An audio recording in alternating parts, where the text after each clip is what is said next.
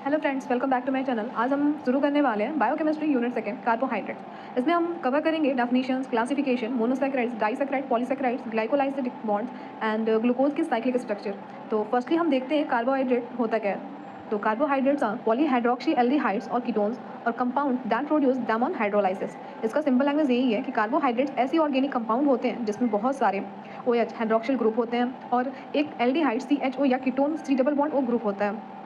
इसलिए इन्हें energy molecules भी कहा जाता है। अगर जनरल फॉर्मूला देखें तो CnH2n होता है। इसलिए पहले कार्बोहाइड्रेट्स को हाइड्रेट्स ऑफ कार्बन भी बोला जाता था, लेकिन इसका एक्सेप्शन ये आता है कि 2 हाइड्रोक्सी डी ऑक्सीराइबोज इसका फॉर्मूला फॉलो नहीं करता। अगर हम फंक्शन की बात करें तो एनर्जी सोर्स देख लेते हैं, जिसमें बॉडी का प्राइमरी फ्यूल क्या होता है, ग्लूकोज है। 1 gram carbohydrate is equal to कितने के बराबर होता है, 4 कैलोरी एनर्जी। सेकेंड अगर हम देखें एनर्जी स्टोरेज की बात करें तो प्लांट में स्टार्च होता है और एनिमल में ग्लाइकोजन होता है। अगर हम थर्ड स्ट्रक्चरल फंक्शन की बात करें तो प्लांट की सेल वॉल सेलुलोज की होती है और फंगस की काइटिन की होती है। अब हम देखेंगे सेल कम्युनिकेशन यानी सेल रिकॉग्नाइज और सिग्नलिंग में हेल्प करता है। क्लासिफिकेशन की बात करें कार्बोहाइड्रेट का तो ये मेनली 4 पार्ट में डिवाइडेड होते हैं, जो कि मोनोसैकेराइड होता है, डाइसैकेराइड होता है, ऑलिगोसैकेराइड होता है और पॉलीसैकेराइड होता है। मोनोसैकेराइड सिंपल शुगर की यूनिट होती है, जैसे कि ग्लूकोज, फ्रुक्टोज, लैक्टोज। डाइसैकेराइड 2 इसमें मोनोसैकेराइड्स मिलकर बने हुए होते हैं, जैसे कि sucrose is equal to glucose plus fructose. Maltose देखें तो ग्लूकोज प्लस ग्लूकोज, लैक्टोज देखें ग्लूकोज प्लस लैक्टोज।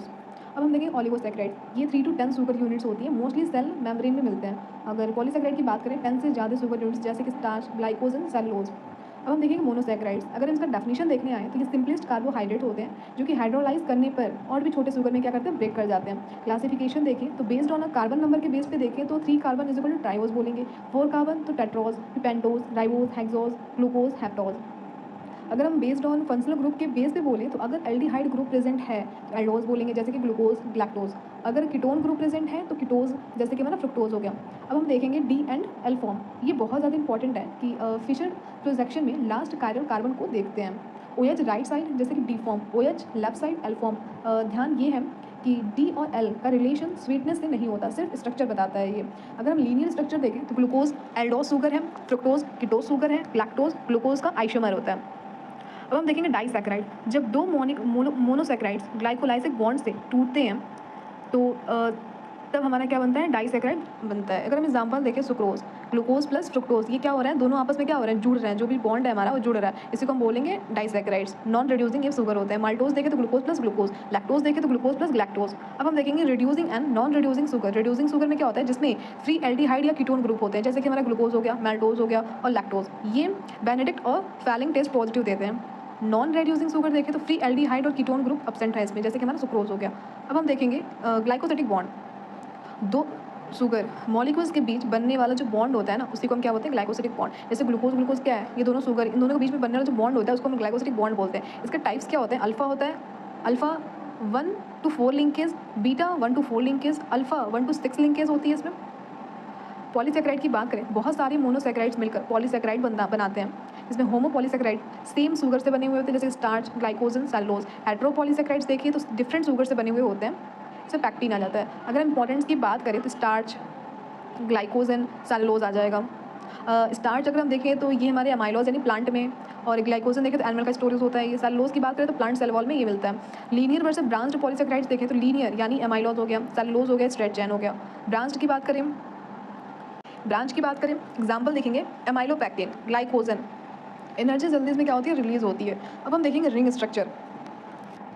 सबसे इंपॉर्टेंट यही है कि ग्लूकोज सोल्यूशन में मोस्टली रिंग फॉर्म में होता है। ये रिंग फॉर्म कैसे बनता है, तो ग्लूकोज के अंदर जो एल्डिहाइड ग्रुप होता है वो सेम मॉलिक्यूल से हाइड्रोक्सिल ग्रुप के साथ क्या करता है, रिएक्ट कर जाता है, जिसका रिजल्ट हमें ये मिलता है कि जो हमारा फॉर्म होता है वो साइक्लिक फॉर्म में हो जाता है, साइक्लिक रिंग बन जाता है। इसी प्रोसेस को हम साइक्लिलाइजेशन कहते हैं।